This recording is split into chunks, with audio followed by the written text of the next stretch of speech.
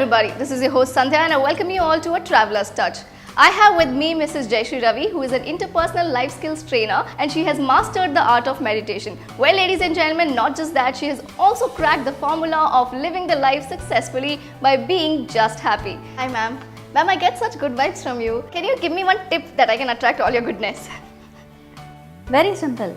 As usual, we have so many misconceptions and this is one of it. We think I don't have something and I want to attract it. Oh. Right? The law, the universe, the universal laws, everything works differently. You have something, you attract more of it. So this is what we need to understand. So when you don't have something, the more you feel, okay, I don't have it, I want it. That doesn't happen. Okay. So you need to believe that you will have what you want. So that means you need to just stop and visualize and feel yourself having what you want. So that's a way of cheating the universe into thinking that or into understanding the whole thing as that you already have. So it believes that you already have and it gives you more of it. Okay. So it's a very nice escape. Ma'am, on that note, can we also give me this answer? How do we, know whatever we are desiring right now is whether good or bad for us? Time and again in every episode we are saying, life is all about enjoying your journey. So you need to understand, okay, just for a moment, you want something. One, only when you believe and feel that you already have, you would be able to attract it. So use that as a litmus test. You just feel that you already have it, or you're already there, or it's already happened. And just feel, are you happy? You already have reached that place, or you already have that goal fulfilled. Am I happy? If you feel happy about it, then that's the right thing for you to do. Alright, and when you say that you can attract things just by feeling that it already exists with you, if you are unaware, do we also attract negative vibes? Do we also attract harm from the surrounding? Right. How you attract harm and or you get hurt is when you feel far from what we've just explained. What have we explained? That you need to feel happy and nothing should disturb your happiness. Okay. Now, you can't feel angry and happy. At the same time. You can't feel jealous and happy. You can't hate someone and be happy.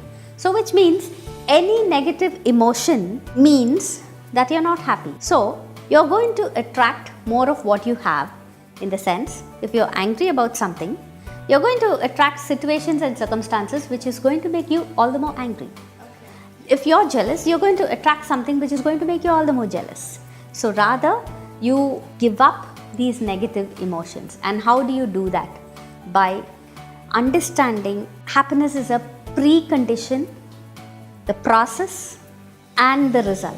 Okay. So don't look at it like I want something, having this will make me happy, which means either you're not happy now, or even when you're working towards this desire, you're not going to feel happy, and only when you get that what you want, you're going to be happy.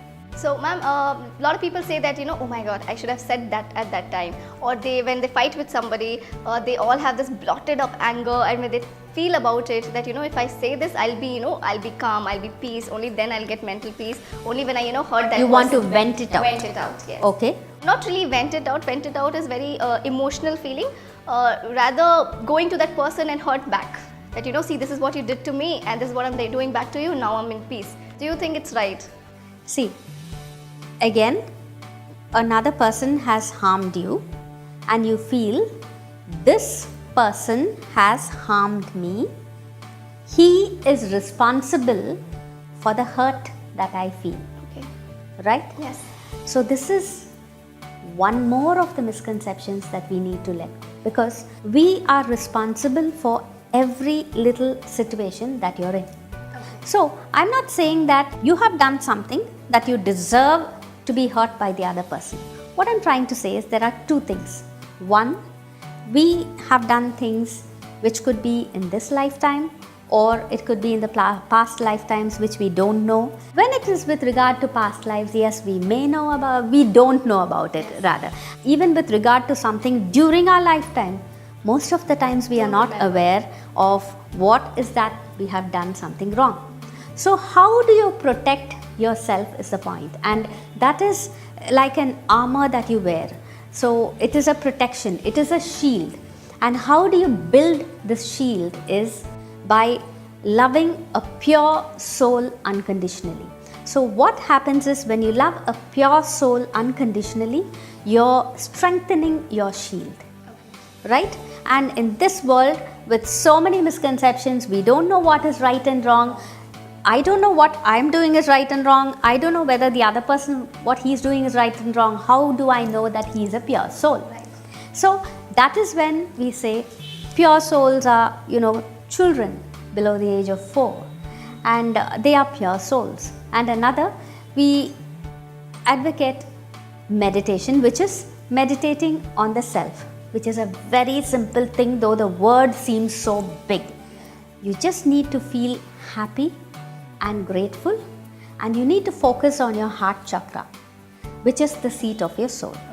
And just doing this is expressing unconditional love to the universal energy. So people may ask, how do I show unconditional love to? It's very simple. Just feel happy and grateful and focus on your heart chakra, and that is unconditional love, and that strengthens the shield that you're wearing, which will protect you from others harming you. So when I say you are responsible for it when somebody else is harming you, you are responsible for not wearing a nice strong shield. Okay, right, correct. So I think that the story over here that you help yourself and he will help you fits perfectly here. So ma'am, often it happens that a lot of our friends have something, and we also want it. So is it right or is it wrong to want something that we see someone else having? Say somebody wants a house, because that is something everyone's dream, to own a house. So you find that okay, your friend has bought an apartment on a bank loan and EMI. Today it's become quite easy, not like the olden days. Now this person, my friend, is also belonging to the same economic strata that I am in, and more or less his income is the same as mine, and the family situation is the same. So when he has an apartment, I guess even I deserve to have one. So he goes blindly and he gets himself an apartment and he starts paying the EMI, and after a couple of months is when he remembers that there's one more coming up for payment, which is the education loan that he had taken for his son, and which his son was supposed to pay, but because his job is not lucrative enough to repay the loan, naturally he has to pay. So what happens now? What was going smooth has become a stressful family situation.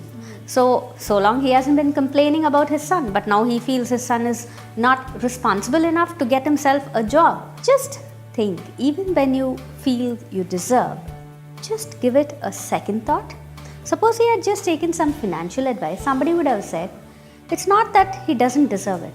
All he had to do was push it to say 2 years later, when his son would definitely be in a good position. Right. So what if we are stuck in a position like that? What if we are caught in an unpleasant situation? How do we come out of it? What do we do then?